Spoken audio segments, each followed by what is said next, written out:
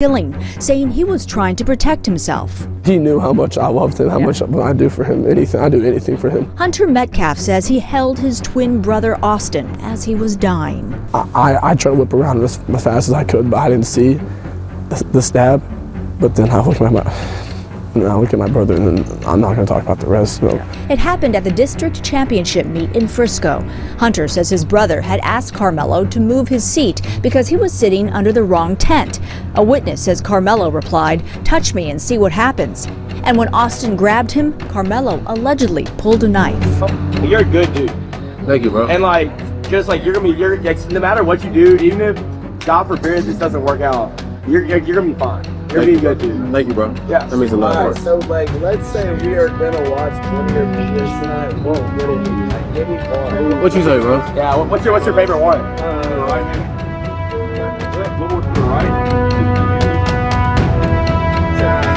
Yeah, this is our tailgate, so we'll go right. Oh shit. Hey, bro. You don't gotta talk to him like that, bro. He didn't. I understand. Hey, could you? Welcome to the Rank Mogul Show. Today's story is more than news, it's a mirror. A tragic, violent, and controversial moment that's divided the country. Two 17-year-olds.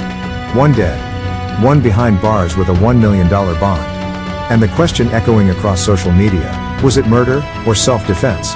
The names are Karmelo Anthony and Austin Metcalf. The place, a Texas high school track meet. Reports say it started over a pop-up tent. Words were exchanged. Then, a stab to the chest. Austin Metcalf died in his twin brother's arms. And Karmelo? He surrendered, calmly. Said he wasn't alleged. Said he did it. And most importantly, said he was protecting himself after Austin put his hands on him. Now here's the part that makes people uncomfortable. I did it. I was protecting myself. He put his hands on me. Karmelo's lawyer insists this may have been self-defense.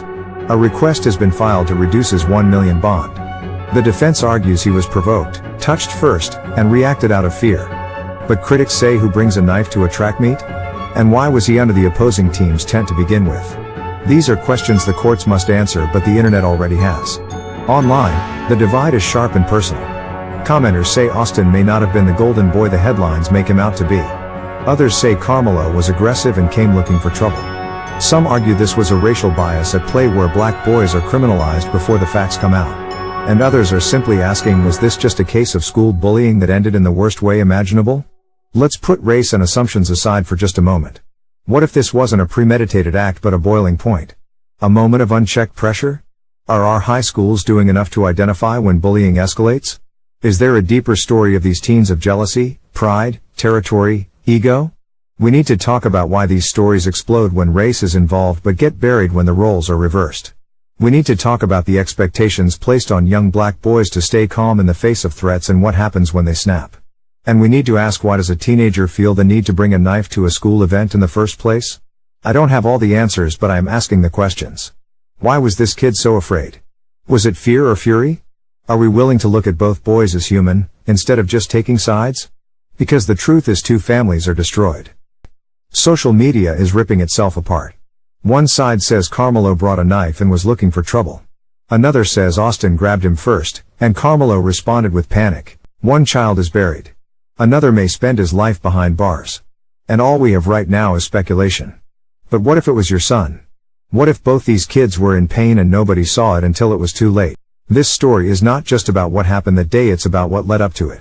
It's about what we ignore in schools, in sports, in society, until it erupts. It's about bullying that doesn't look like TV shows.